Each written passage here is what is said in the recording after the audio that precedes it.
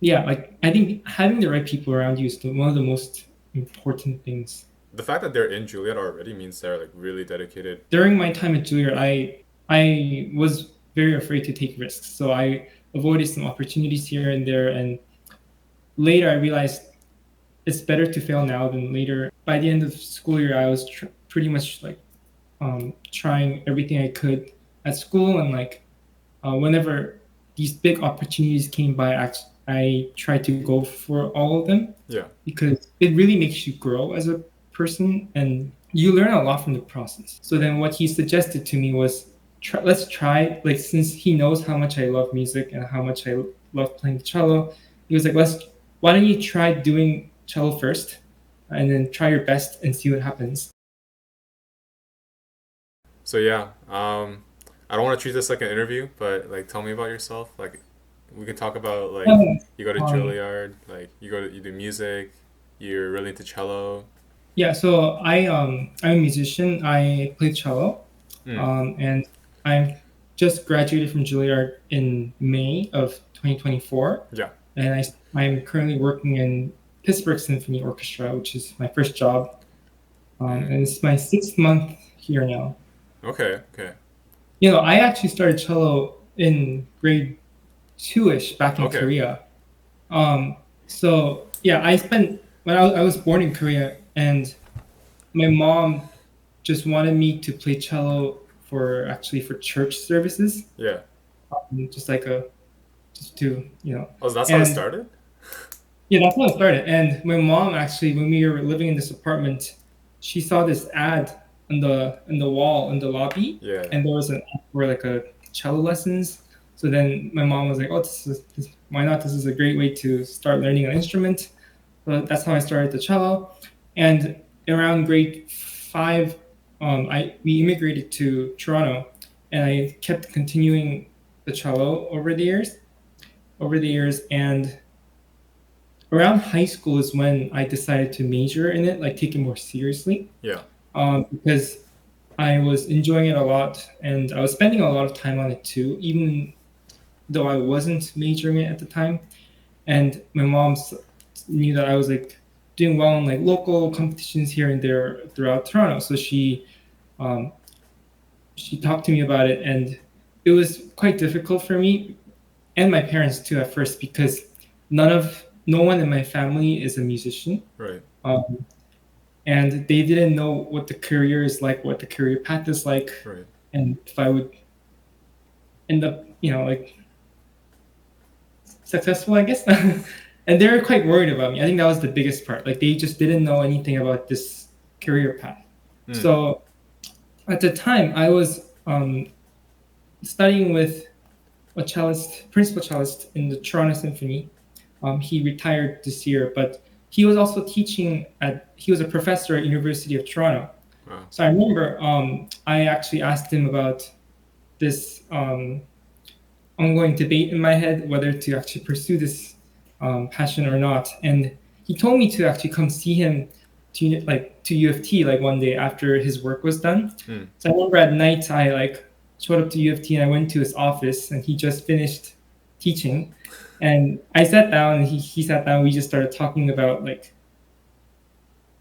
the career path that I was about to pursue, and he actually had the same problem when he was younger, and he was just telling me that like the career path in music is quite different from a regular like a yeah. other studies, non-music studies, and it's something that you have to commit to yourself to working hard like every single day. So and if you take a break from it, it's really hard to get back. So then what he suggested to me was let's try, like, since he knows how much I love music and how much I love playing the cello, he was like, why don't you try doing cello first and then try your best and see what happens. And if and if it doesn't work for some whatever reason, you can always come back to it. But let's Right. just, do what you love doing and try your best and just see what happens. Okay. So Yeah, because I remember like it was like in grade 12. Like I remember you were having discussion with like our life group leader, I think Terry, mhm.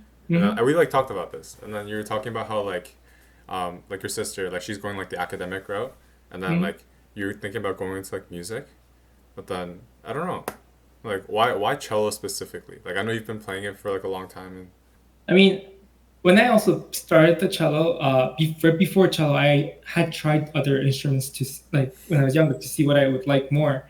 And I remember I tried playing the violin also, and it really hurt my neck and it was uncomfortable. So then I tried cello, and it's like it was great because you get to sit down. yeah, It's very comfortable, like position wise, very yeah, stable. yeah. I see you sitting like this, and you go like, It's a lot more natural than like the violin. okay, So I was like, this is great. I'll just go with this, and then it just slowly became mm, yeah. But okay, okay.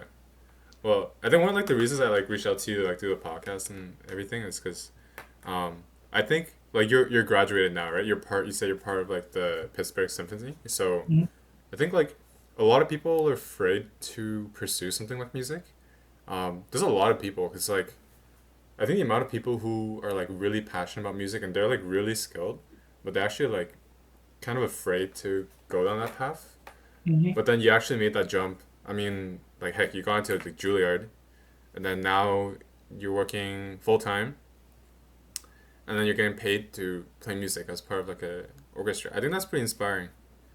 But yeah, just like tell me about like the process, and then like you were telling me about like the auditioning process, like Yeah. yeah, I mean, like when I was in high school, I was, I guess, like especially in our grade 12 senior year, you're applying to all these universities, and I had to take an audition for Juilliard. So I had to fly to New York and take an audition there. mm, It was like a very short, like a 10-minute audition because there's like hundreds of people wow, like every day. So they can't listen to people more than like 10 minutes. okay, So that 10 minutes decides your next 4 years of yeah, life, basically. But then I was very lucky to get in, and um, yeah, when I went to Juilliard, I didn't really expect, like, didn't know what to expect because I had never been in an environment like that before, and I was quite worried that it would be very competitive and like not the most healthiest. yeah, But it was actually like there were a lot of great people at school, and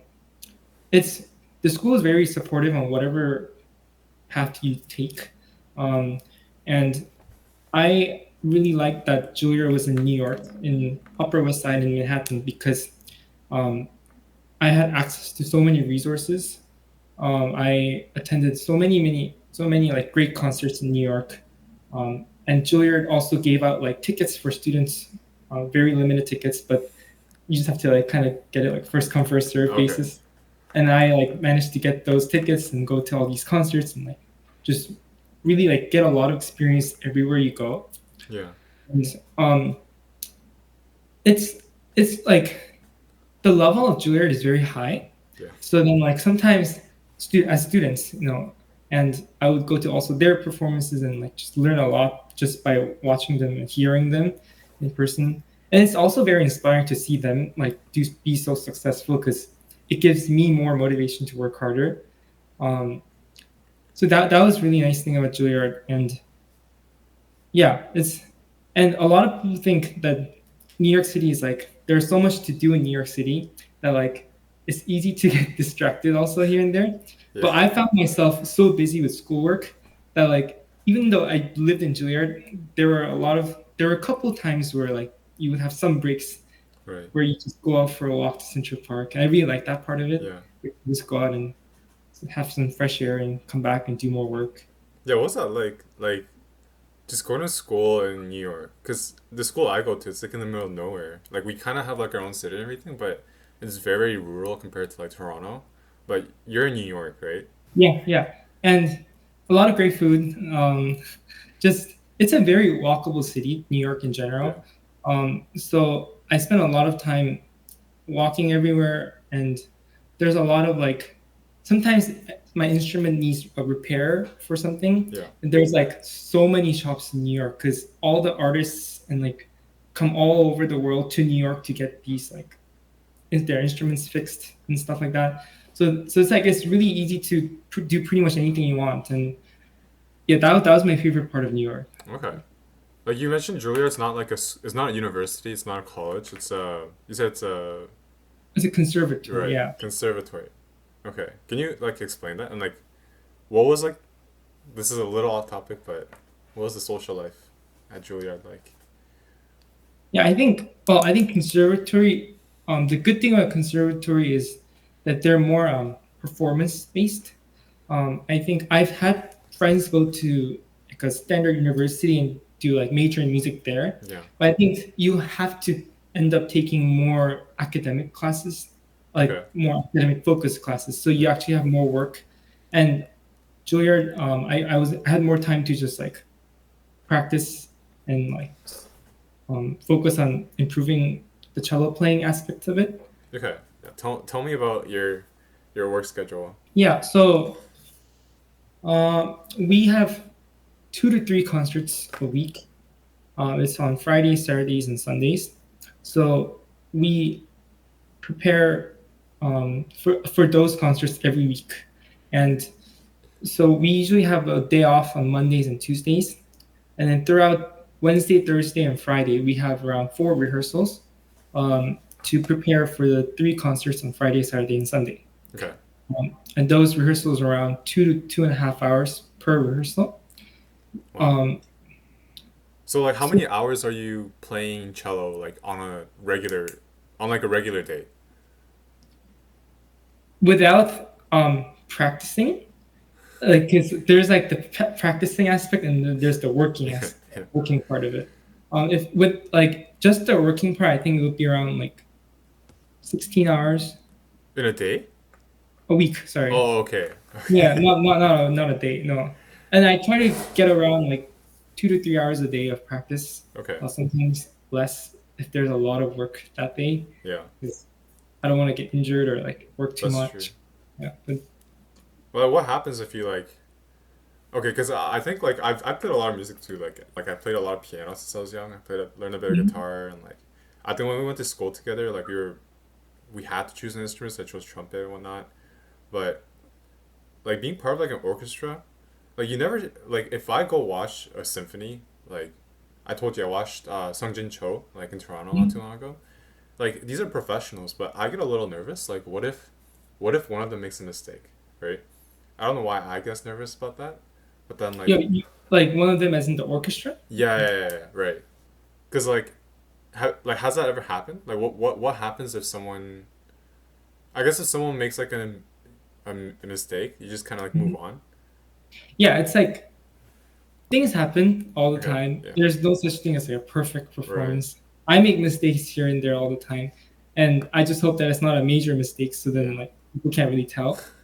But yeah, things happen, and we just move on. I mean, I've been here for 6 months, and I've seen and heard all sorts of things happen on stage. okay, And I look around, and they're all so calm. They're all very professional. They just keep moving as if nothing happened. okay, And I learned to do that too. Like, I try not to show anything, even if yeah, something happens. Like someone comes in late, and then something weird happens for like the next 5 seconds. But then I just try not to panic and just okay, keep going. Yeah. okay. No, because I remember like I did like piano performances in like grade 8. I don't know. Hmm. Do you know? I guess I should be allowed to say her name here. You know Miss Frankfurt from our music, or like sorry from our elementary school. Yeah. Um, yeah, I remember like I was performing in front of the school and she told me like, oh, if you make like a mistake, like don't worry about it. Like it's a song that like people don't really know. So if you make a mistake, people won't know. But I made a mistake and then everybody knew cuz you have to if you make a mistake, you're supposed to keep going so people Hmm. don't know. But I like stopped and I was like, "Oh shoot." So I had to like No, replay a part again. And like that's just been like stuck with me ever since. no. Things happen, but just like you just keep going. Like, Okay, okay. Yeah, maybe that's why I'm like kind of nervous whenever I see people perform. I'm like, yo, what if they make a mistake? It just like reminds me of like the past. and I think when you practice, you also practice moving on. Even if like you like run through something, and even if you make a mistake, you like Yeah. practice your brain to like just keep going forward. Okay. Yeah. Yeah. Um, I want to ask. You mentioned that you saw Yun Chan Lim. Like, Yeah. yeah. Can you tell me about that? Like, how did you? Where did you see him? I mean, a couple months before I started, actually came here to look for. I had to find an apartment before I start working, and that week Yinchun was playing with the Pittsburgh Symphony. So I asked the manager if I could get a ticket, and I got a ticket to go watch. Wow. And yeah, that was pretty amazing. I've never seen that many Korean people in the audience before, Yeah, and I've heard that like people actually drove like 6 7 hours just to hear him play. that's pretty crazy. Yeah, it's pretty amazing, and he's like pretty much a celebrity wherever he goes Yeah. because I think he recently had a recital in Korea, and then I think the tickets sold out in like a minute. What? Yeah, like that's how big he is in That's like Korea. those like K-pop like those concerts that come to like you know what I mean? Like those Yeah, yeah, no, BTS it's tickets. it's that level at this point, Wow. and he's just getting more and more famous. How old is he? He's like 19? So, Around then, I think, yeah. okay. I think he should be like 19 and 20 by now. But he like some people like thought that he's like a musical genius, but apparently he Mhm. said that like he just works hard, like he's not a genius. But I think when you have a lot of talent and you work hard, it's kind of okay, that's and also working hard is also talent, I think. that's true. Yeah. Do you have any advice for people who are interested in pursuing like music or just like anything like more I guess like non-standard, something that's more like unique, Mhm. but like they're afraid to kind of pursue that.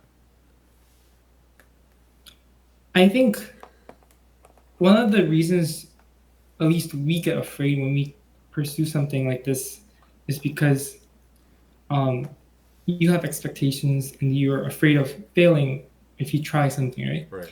And growing up with like Korean parents, also like there is that like pressure I can of wherever relate. what Yeah. you do. Like I mean, it's natural that all our parents have expectations for us, but then that pressure can also build up, and you know, it made me very hesitant to also like try for things that I am afraid to like fail at. And during my time at Juilliard, I was very afraid to take risks, so I avoided some opportunities here and there. And later, I realized it's better to fail now than later, and and it's actually you actually learn a lot from failing. So by the end of the school year, I was pretty much like trying everything I could at school, and like whenever these big opportunities came by, I tried to go for all of them Yeah. because it really makes you grow as a person, and you learn a lot from the process. Um, and I was lucky to just have a lot of supportive people around me, and that helped me grow too. And I think you also have to seek the right environment for you that can help you get to where you want to Yeah. be. New York was the place for me. It's probably different for everyone, but um, yeah, like I think having the right people around you is one of the most important things that could help you get to where you want to be. And Yeah. Like, because I imagine if you're at Juilliard for 4 years, then you would have been surrounded by other people who've kind of like gotten. The fact that they're in Juilliard already means they're like really dedicated to whatever like music they're playing or music Mhm. instrument. So I guess like being in that environment would kind of like did that kind of inspire you in any way or like Yes, that did okay too. And right next to Juilliard, there are two really big arts institutions. One is the New York Philharmonic, and the other is the Metropolitan Opera. And those two are like two of the biggest orchestras and operas in the world. And wow I got to like I actually reached out to some of them and like study with them briefly here and there, and that really helped me like just open my eyes a little yeah more and just see what's out there. And I like how you say like a little more. I mean these are like the biggest like organizations in the world. yeah, Yeah, yeah. So you yeah, probably met like musicians and like people who are like among like the global like on a global level basically. the people who are working in there and just like they tell me what their experience is like, Okay. and Okay. yes, it's great. So like where do you like hope to take this? Like you're working at a symphony now, or Hmm. I guess like an orchestra. Like as you keep playing, like where do you see yourself like 5 years down the road? Like Uh, what are your like long term goals? Like do you want to like move on to like a bigger like orchestra or Right now, because I just graduated from school yeah. and I'm like just happy that I'm here. Because I came here with like no experience. Right now, my colleagues at work, they're like super supportive, super nice. They're all amazing. So I learned so much from them too. And right now I'm focused on like gaining a lot of experience Yeah. as much as I can. And maybe like 5, 10 years down the road, maybe it would be nice to have like maybe even move to a bigger orchestra. Although this is actually a pretty major orchestra, so it's hard to kind of go up from here. Um, but also like a teaching position would be nice too. And Okay. right now, I'm not trying to think so specific. Right, right, right. I'm trying to keep my options more open, I guess. Okay. Do you feel like these opportunities would be available like to anyone else? Like you could still go into something like music or just like anything else like more creative and then still be able to like have these job opportunities like teaching. I guess teaching is one option, but also like just being part of like an orchestra or whatever, like making money, right? Yeah, I mean, I tell my friends that like I don't know if I would have done as well if I was somewhere else because New York just really worked out for me.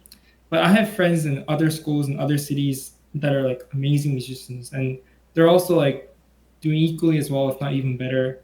And I think if you really are passionate and like desperate to get better, um, you find you like as long as you keep working hard. I think opportunities come and go, and then you have to be kind of ready to grab the opportunity Yeah. when you so which means you have to be like you have to practice hard and be good and like just have everything ready to grab that opportunity when it comes to you. Yeah, like always being ready, right? Like cuz I Yeah, guess what's that quote? Like being like talent success equals talent plus hard work or hard work plus luck.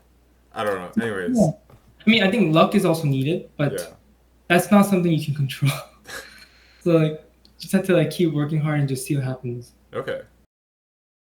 I want to go back to like your work schedule Hmm. because you mentioned that it's like your working hours won't be as long and they'll be like at irregular parts of the day. So like can you like tell me like it's definitely different from like a 9 to 5, but what are like the most different like aspects of it, I guess? Like you're still practicing most of the time. Yeah, like for example, I have a concert tonight. Oh, really? Yeah, tonight at 7:30 p.m. So you're Uh, performing. yeah, in the orchestra, but pretty much my day's off until 7:30 p.m. So like that's the thing that's different from a 9 to 5 job. I woke up late. It Yeah. does not matter at all. Like I could pretty much like have the flexibility of how I want to spend my day. Yeah. But yes, I mean except that I have to be at work from like 7. But yeah, I Okay. spend a lot of time just practicing and doing other things. Dang. Okay. Tell me about like your world tours. Like you said you went on like a tour to Europe. Yeah, in the summer, we had like a 3 week tour to Europe. We had 10 concerts, I think, in like 9 different cities, mostly in Germany and Austria. Mm-hmm. And They're known for like classical music too, right? Like orchestras and stuff. Like Germany and Austria. yeah, I think they love classical music more than the US. Yeah. Like, they appreciate it a lot more. And all the concerts were sold out, which was really amazing. Wow. And yeah, like you get to it can be very busy because sometimes some days you would have a couple of days off, so that's when I went out to explore. But then some days you would finish performing and then pack up and then go fly to the next city and perform on that same day as soon as you get there. Wow. And then like it's like back to back concerts. It can be very busy, but very tiring too, but very fulfilling and Okay. it's very fun. Yeah, I can imagine. And then like you're getting paid to do a trip to Europe basically and play Yeah, music yeah. in front of people. And tickets are sold out too. That's amazing. You know, we yeah, we brought a lot of people and it felt really great. Yeah. Just, Okay. When are you gonna perform back in Toronto? I don't know. I actually my teacher called me if I could play in the Toronto Symphony a Yeah. couple weeks ago, but I had work here so I couldn't make it. Okay. Like maybe sometime if they need me and if I have time off, maybe I'll go to Toronto. How does that work? So like I've watched the Toronto Symphony. That was when I wanted to watch Sung Cho. Right, But right. can you just like don't you have to like train with them for like months before you perform with them? Well, I mean, like there's a process of like if there's an opening, you audition for the job, and if you win the audition, you start working. But Okay. there are usually 10 or 11 cellists in an orchestra, but there will be some times where one or two people can't make it or they're Mm. sick. If they call in sick, they can't come to work, Oh, obviously. right. And then they have a list of people that they call for substitute Oh, okay, um, okay. positions, basically for last minute. And they usually call people in Toronto. Yeah. I think my teacher was maybe they ran out of the list Okay. and they couldn't find people. Okay. So Yeah, let me know when you come to Toronto. Like I want to watch you play like live sometime. yeah, I'll let you know. Yeah. Yeah, no, I do miss Toronto a lot, and Yeah. I grew up going to these Toronto Symphony concerts. Right, right. Okay. Yeah, I love that orchestra. Do you ever want to play in Korea? Yeah, I mean, if they ask me to like do orchestra or chamber or anything, I'm always happy to. Um, I've had people ask me if why I didn't go to like a Korean orchestra in Korea. Mm, Um, but I've spent most of my life living in Canada, right. and um, I've gotten more used to the culture and the people Yeah, here. I think it's harder for me to go that's back to true. Korea. Yeah. Yeah. Have you ever had to deal with any like strict conductors? Like I don't know if you watched Whiplash. Oh yeah, Yeah. yeah. Well, I mean, I want to say it's a great movie, first of all. Like, I love that movie. But the, was it like the teacher in that film? Hmm. Yeah, yeah. I mean, right now I think if you're that if you're like that, you'll probably get canceled Yeah. nowadays. I was Uh, thinking, you probably get but canceled. yeah, I mean there are sometimes we have different guest conductors come in every week, Mm. and some of them are amazing, some of them are not so amazing, and you kind of you can tell from the first rehearsal Mm-hmm. that this is going to be a mess, or sometimes Oh, you okay. hold it together. Right. But yeah, but still, it's um, I'm just getting experience of working with great conductors and also great conductors. Yeah. Yeah. Wait, I'm surprised that it's like switches pretty often though. Because like, don't you have to like, you get used to, like conductors are like, they time you like when you like come into a part of like Hmm. a piece of song or whatever. Um, well, I shouldn't say song or whatever, like music piece. Yeah. But like if you just switch conductors, like everything's just like you're so used to like the old timing, and then you just Right. expect them to So change the everything. thing about every orchestra Yeah. is that they all have different timings. Right. So let's say if you go like this and you wait for the sound to come out from the orchestra, their reaction time will be different for everyone. Okay. So all the conductors have to like kind of adjust as soon as they get there. Yeah. And another thing is sometimes some conductors aren't clear enough. So when they're conducting, you can't really tell what they're doing. And that gives us a really hard time because we have to keep Yeah. playing. But yeah. Also, it's not always the same conductor. It's like it. There's this what's called a music director. Okay. Every orchestra has a music director. That's like their main conductor. Mm. But the main conductor is not there all year because they also have other concert engagements, opportunities all around the world. So they come for maybe like 25% of the year, and the rest is all different guest conductors. Wow. Yeah.